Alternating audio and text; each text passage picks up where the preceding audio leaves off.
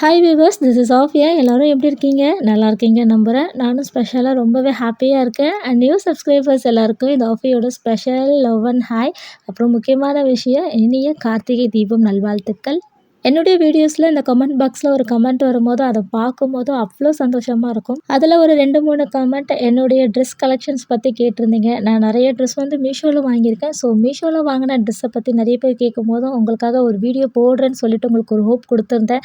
கண்டிப்பாக இந்த வீடியோ வந்து அந்த வீடியோ தான் உங்களுக்கு நிச்சயமாக ரொம்ப பிடிக்கும். ஸோ இன்ட்ரெஸ்டிங்காக இருக்கும். மிஸ் பண்ணாமல் பாருங்கள். நல்லாயிருக்கும் பாருங்கள்.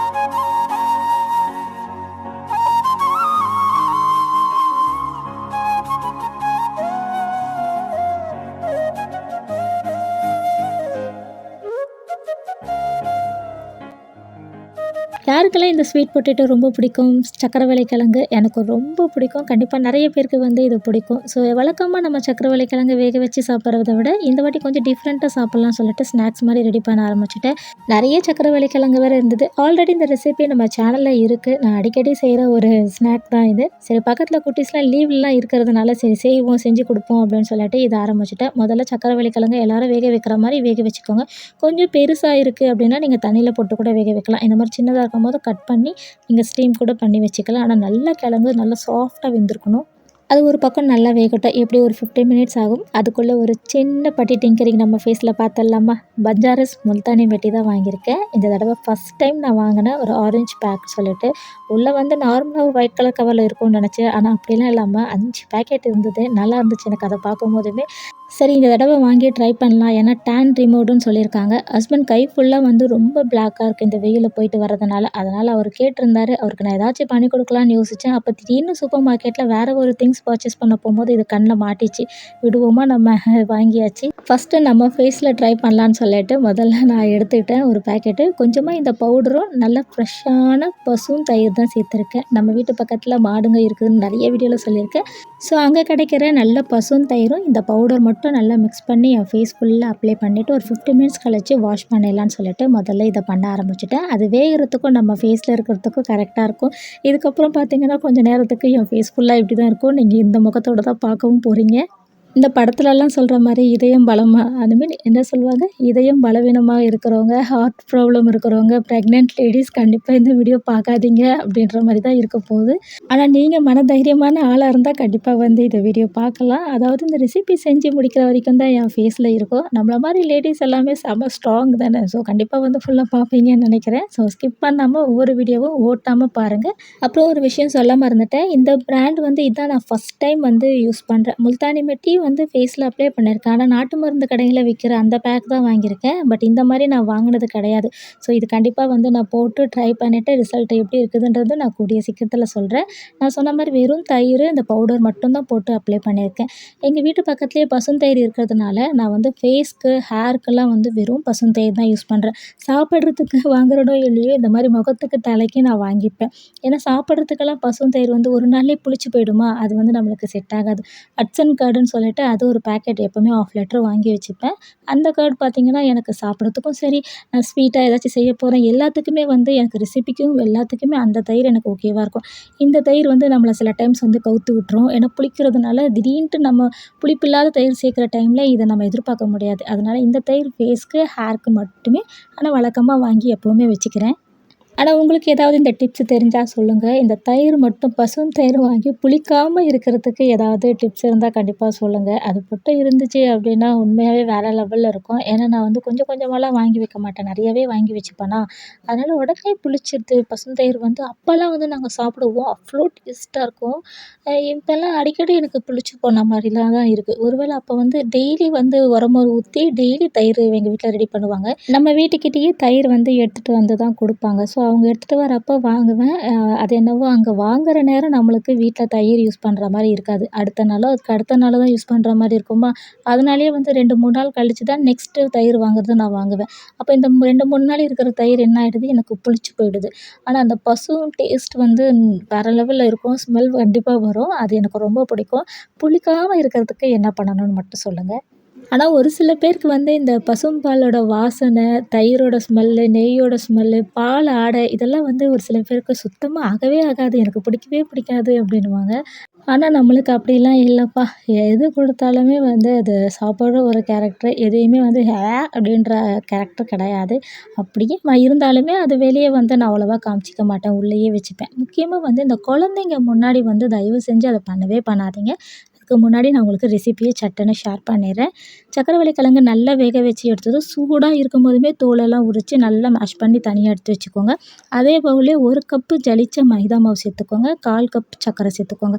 1/4 கப்பு கொஞ்சம் குறைவா கூட சேர்த்துக்கலாம். இந்த சர்க்கரைவள்ளி கிழங்கு கொஞ்சம் அவ்வளவா டேஸ்ட் இல்ல. அதனால நான் வந்து கொஞ்சம் சர்க்கரை அதிகமா சேர்த்துட்டேன். 1/4 கப்புக்கு கொஞ்சம் கம்மியா சேர்த்துக்கோங்க. உங்ககிட்ட பேக்கிங் பவுடர் இருந்தா ஒரு பிஞ்ச் சேர்த்துக்கோங்க. இல்லனாலும் நோ ப்ராப்ளம். அதே மாரி சப்பாத்தி மாவுக்கு எப்படி பிசைவோமோ அதே மாரி பிசைஞ்சுக்கோங்க. தண்ணி எதுவும் சேர்க்கவே கூடாது. சர்க்கரைவள்ளி கிழங்குல வர ஈரப்பதமே கரெக்ட்டா இருக்கும். முக்கியமா கிழங்க வந்து நல்லா மசிச்சு எடுத்துக்கோங்க. அப்படி உங்களுக்கு நல்லா மசியலன்னா, கையில பிசையும்போது நீங்க உருண்டை பிடிப்பீங்கல்ல, அப்பவே நல்லா மசிச்சு விட்டீங்கன்னா கண்டிப்பா வரும். ஆ முக்கியமான விஷயம். இதெல்லாம் பிசையும்போது 2 கையும் நல்லா பக்காவா ஹேண்ட் வாஷ் பண்ணிக்கணும். ஹேண்ட் வாஷ் பண்ணதுக்கப்புறமா நீங்க உருட்டை பிடிக்க ஆரம்பிச்சிடலாம். கொஞ்சம் கொஞ்சமா எடுத்து நல்லா உள்ளங்கையில வச்சு உருட்டி ஒரு அழுத்து அழுத்துனீங்கன்னா, இந்த மாரி ஷேப்ல வந்துரும். அவ்வளோதான். உங்களுக்கு எவ்வளோ வருமோ அவ்வளவுத்தையும் நீங்க ஃபர்ஸ்ட்டே பண்ணி வச்சுக்கோங்க. அதுக்கப்புறம் தாராளமா நெய் விட்டுட்டு ஒரு 1 ஸ்பூன் மட்டும் நான் ரீஃபைண்ட் ஆயில் சேர்த்துருக்கேன். 1 ஸ்பூனுக்கும் கம்மியா தான் நான் வந்து சேர்த்துருக்கேன். எனக்கு இதில சேர்த்து பண்ணும்போதும் டேஸ்ட் வந்து இன்னும் சூப்பரா இருக்கும். அந்த ஃப்ளேவரே வந்து ஃப்ரை பண்ணும்போதுமே அந்த வாசனை செம்மையா இருக்குமா, அதனால கொஞ்சம் தாராளமா வந்து நெய் விட்டுக்கலாம். நெய் இல்ல அப்படின்ற பட்சத்தில நீங்க ரீஃபைண்ட் ஆயிலயும் பொரிக்கலாம். ஒண்ணும் பிரச்சனை இல்ல. இல்லன்னா ஒரு 2 ஸ்பூன் நெய் விட்டுட்டு மீதி கொஞ்சம் ரீஃபைண்ட் ஆயில்ல கூட பொரிச்சு எடுக்கலாம். டேஸ்ட்டு பார்த்தீங்கன்னா சூப்பரா இருக்கும். சர்க்கரைவள்ளி கிழங்கே பிடிக்கவே பிடிக்காது அப்படின்னு சொல்லிட்டு உங்க குட்டீஸுங்க யாராவது இருந்தாலோ, உங்க வீட்டு பெரியவங்க யாரா இருந்தாலும் அவங்களுக்கே தெரியாம ரகசியமா செஞ்சு குடுத்து பாருங்க. சூப்பரா இருக்குன்னுவாங்க. கண்டிப்பா வந்து ஸ்கூல் பிள்ளைங்களுக்கு இது ஒரு சூப்பர் ஸ்நாக்கா கூட நீங்க ரெடி பண்ணி குடுக்கலாம். ரொம்ப சட்டுன்னு குயிக்கா வந்து ரெடி ஆயிடும். அப்புறம் வழக்கம் போல வீட்ல இருக்க மில்க் மெய்டும், ஹனி சிரப்பும் காலி பண்ணணும்ல. அதனால எல்லாத்தையும் ஊத்திட்டு சாப்பிட்டாச்சு. ஆனா முக்கியமா நான் இந்த இந்த ரெசிபி வந்து இதே சேனல்லே நான் வீடியோ போட்டிருக்கேன். அதில கூட சொல்லியிருப்பேன். இதுக்கு பெஸ்ட்டு சைட் டிஷ் பார்த்தீங்கன்னா, மில்க் மெய்ட். இதில சாப்பிடும்போது டேஸ்ட்டு சூப்பரா இருக்கும். அதுக்கப்புறமா சூடு ஆறுனதுக்கப்புறமா கட் பண்ணிங்கன்னா, இந்த மாரி தான் உங்களுக்கு ஷேப்ல இருக்கும். இது ஒரு மினி கேக்குன்னு சொல்லி கூட நீங்க குடுக்கலாம். இதுக்கு நான் வச்ச பேர் வந்து ஹனி பனி கேக் அப்படின்னு. நான் வச்ச பேரு நல்லா இருக்கான்றத கமெண்ட்ல சொல்லுங்க. அதுக்கப்புறம் பார்த்தீங்கன்னா, இந்த 1/2 சர்க்கரைவள்ளி கிழங்குக்கு 1 கப் மைதா மாவுக்கு எனக்கு பார்த்தீங்கன்னா, மொத்தம் 28 பீஸ் வந்துச்சு. ஸோ பக்கத்துலேயே எல்லாம் ஷேர் பண்ணிக்கிட்டு திருவற்றூருக்கு கிளம்புறதுனால அவங்களுக்குமே கொஞ்சம் பேக் பண்ணி எடுத்துக்கிட்டேன். பக்கத்தில நம்மளுக்கு சாதம், ரசம், நண்டு கிரேவி குடுத்தாங்க. ஸோ அதையுமே லஞ்சுக்கு நான் சாப்பிட்டுக்கிட்டேன். நானும் லஞ்சுக்கு புலாவ் பண்ணியிருந்தேன். இந்த மாரி அடிக்கடி ஷேர் பண்ணிப்போம். நீங்க உங்க வீட்டு பக்கத்துலலாம் வந்து ஃபுட் ஷேர் பண்ணிப்பீங்களான்றத கமெண்ட்ல சொல்லுங்க. அதுக்கப்புறம் இன்னொரு விஷயம், குழந்தைங்க முன்னாடி இத பண்ணாதீங்கன்னு சொன்னதுக்கு ரீசன் என்னன்னா, நீங்க வேணான்னு சொன்னீங்கன்னா, அவங்களுக்குமே வந்து அது வேணான்ற மாரி ஆயிடும். ஸோ அவங்க முன்னாடி வந்து எதுவுமே பிடிக்காத மாரி காட்டிக்காதீங்க. அதுக்கப்புறம் இப்போ உங்களுக்கான வீடியோ தான் மீஷோ ஹால் வீடியோ. கண்டிப்பா இந்த ட்ரெஸ்ஸுக்கு வந்து 2, 3 பேர் கமெண்ட் பண்ணியிருந்தீங்க. அந்த 2, 3 பேர் கமெண்ட் பண்ண உங்களுக்கு தான் ஸ்பெஷலா இந்த வீடியோ. ஐ அம் ரொம்ப ஹேப்பியா ஷேர் பண்றேன் நான் இந்த வீடியோ. எனக்கு தெரிஞ்ச மாரி ஏதோ எடுத்திருக்கேன். நான் எனக்கு முன்ன பின்ன இந்த மாரி எக்ஸ்பீரியன்ஸ் இல்ல. இந்த மாரி ட்ரெஸ் வந்து காட்டி. ஸோ எனக்கு ஓரளவுக்கு என்ன தெரியுமோ நான் அந்த மாரி பண்ணி காட்டியிருக்கேன். உங்களுக்கு கண்டிப்பா புடிச்சிருந்தா வீடியோக்கு லைக் பண்ணிக்கோங்க. கமெண்ட்லயும் சொல்லுங்க. ஆனா உங்களுக்காக இந்த ட்ரெஸ் எடுத்து பார்க்கும்போது தான் எனக்கு தெரிஞ்சது, நம்ம மீஷோல எவ்ளோ ட்ரெஸ் வாங்கியிருக்கோம் அப்படின்ட்டு. ஸோ மீஷோல வாங்குன மேக்ஸி ட்ரெஸ் மட்டும் தான் இந்த வீடியோல காட்டப் போறேன். குர்த்தி ட்ரெஸ், அதுக்கப்புறம் டீ ஷர்ட்டு, ஸ்கர்ட்லாம் நெறைய வாங்கியிருக்கேன். அதெல்லாம் கண்டிப்பா இன்னொரு வீடியோவா நான் ஷேர் பண்றேன். நான் வாங்கின எல்லா ட்ரெஸ் லிங்க் வீடியோவும் கண்டிப்பா வந்து நான் உங்களுக்கு டிஸ்கிரிப்ஷன்ல குடுக்குறேன். நீங்க செக் பண்ணிக்கோங்க. இந்த கிரீன் ட்ரெஸ் ரொம்ப புடிச்சு வாங்கினேன். ஒரு நாள் என்ன ஆச்சுன்னா, அவசரமா படுத்துட்டேன். இது ட்ரெஸ்ஸோடயே படுத்ததில பின்னாடி வந்து அது ஃபுல்லா அப்படியே வந்துடுச்சு. ஸோ இது என்னோட மிஸ்டேக் தான். பட் ட்ரெஸ்ஸோட குவாலிட்டி எல்லாமே சூப்பரா இருக்கும். ரொம்ப அஃபோர்டபுளான ப்ரைஸ் தான். நான் அப்படி தான் வந்து வாங்குவேன். எனக்கு இந்த மாதிரி மேக்ஸி ட்ரெஸ் வந்து எனக்கு ஓகேவா இருக்கும். ஏன்னா நான் கொஞ்சம் ஷார்ட்டா இருப்பேனா, அதனால எனக்கு இந்த குர்த்தி, லெகின் இதெல்லாம் பிடிக்காது. ஸோ இது ஒரு நைட்டி மாரி எடுத்து நான் யூஸ் பண்ணி போட்டுக்கிறது. பர்சனலா எனக்கு ரொம்ப பிடிச்ச ட்ரெஸ் தான் எல்லாமே. நான் உங்களுக்கு ஒவ்வொரு ட்ரெஸ்ஸுமே எப்படி இருக்குதுன்றது எனக்கு தெரிஞ்ச ஸ்டைல்ல நான் காட்டியிருக்கேன். கண்டிப்பா இதில ஏதாச்சும் உங்களுக்கு திருப்தியா இல்ல அப்படின்னா நீங்க சொல்லுங்க. நெக்ஸ்ட் டைம் கூட நான் கண்டிப்பா நெக்ஸ்ட்டு வர குர்த்தி வீடியோல நான் உங்களுக்கு கிளியரா கூட எக்ஸ்பிளைன் பண்றேன். ஒவ்வொரு ட்ரெஸ்லயுமே என்னென்ன டிசைன் குடுத்துருக்காங்க, எப்படி குடுத்துருக்காங்க அப்படின்றத நான் ஷேர் பண்ணிடுறேன். அதேமாரி இந்த ட்ரெஸ் இந்த கிரீன் கலர் ட்ரெஸ் இது கிரீன் இல்ல ராமா கிரீன் கலர். இது வந்து ஃபுல் லென்த்தா தான் இருக்கும். பட் நான் ஷார்ட்டா ஆக்கிட்டேன். அந்த ஒரு ட்ரெஸ் மட்டும் தான் அந்த மாரி பண்ணிட்டேன். மீதி எல்லா ட்ரெஸ்ஸுமே எனக்கு வந்து கரெக்ட்டா இருக்கு. நான் வச்சிருக்க ட்ரெஸ் எல்லாமே பார்த்தீங்கன்னா, எப்படியோ வந்து 2, 3 வருஷம் ஆயிடுச்சு எல்லாமே வாங்கி. இதெல்லாம் வந்து ரொம்ப பழைய ட்ரெஸ்ஸு. இங்க பாருங்க இப்படி தொட்டவுடனே நூல் வந்துடுச்சு. இருந்தாலுமே ரொம்ப புடிச்ச ட்ரெஸ்ஸு எல்லாமே. நான் வந்து எல்லாமே ரொம்ப பழைய ட்ரெஸ் தான் சொல்ல முடியும். ரீசென்ட்டா ஒரு 2 ட்ரெஸ் தான் வாங்கியிருந்தேன். அந்த கிரீன் கலரு, அப்புறம் இன்னொரு கிரீன் இருக்குது. ரீசென்ட் டேஸ்ல வாங்குனது. இந்த பிளாக் கலர்லாம் பார்த்தீங்கன்னா, அவ்ளோ சூப்பரா இருந்துச்சு. உண்மையாவே மீஷோல தாராளமா வாங்கலாம். ஸோ என்னுடைய கலெக்ஷன்ஸ் எல்லாம் பிடிச்சிருக்கா? எப்படி இருக்கு? அப்படின்றத கமெண்ட்ல சொல்லுங்க. நான் இவ்வளோ தான் வந்து மேக்ஸி ட்ரெஸ் வச்சிருக்கேன். இன்னும் ஒரு 3 ட்ரெஸ் இருக்கு. ஆனா அது வந்து அழுக்குல இருக்கிறதுனால வந்து என்னால காமிக்க முடியல. கண்டிப்பா அந்த ட்ரெஸ் வந்து குர்த்தி கலெக்ஷன்ஸ் காமிக்கிறப்ப நான் உங்களுக்கு ஷேர் பண்றேன். அதே மாரி உங்களுக்கு அந்த குர்த்தி கலெக்ஷன்ஸ், என்னோட ஸ்கர்ட்டு, டீ இதெல்லாம் பார்க்கணும் அப்படின்னாலுமே கமெண்ட்ல சொல்லுங்க. கண்டிப்பா வந்து எனக்கு ஒரு இது இன்னும் எனர்ஜியா இருக்கும் வீடியோ எடுக்கிறதுக்கு.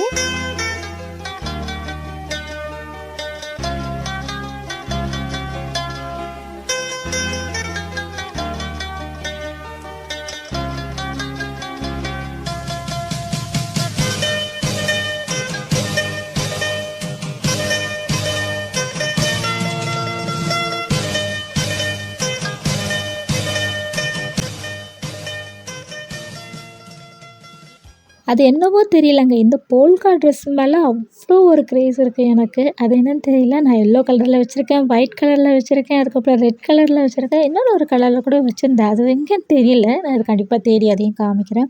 அது என்னவோ எனக்கு இது ரொம்ப பிடிக்கும். இந்த ஒயிட் கலர் மட்டும் நான் ஏன் வேர் பண்ணி காட்டல அப்படின்னா, இது கொஞ்சம் லைட்டா ஆக்வர்டா இருக்கிற மாதிரி இருக்கும். ரொம்ப டிரான்ஸ்பரன்ட்டா தெரியும். இப்ப என்னால அவசர அவசரமா பண்ண முடியாது. ஏன்னா நான் உங்களுக்கு நைட்ல வீடியோ எடுத்துட்டுருக்கேன்.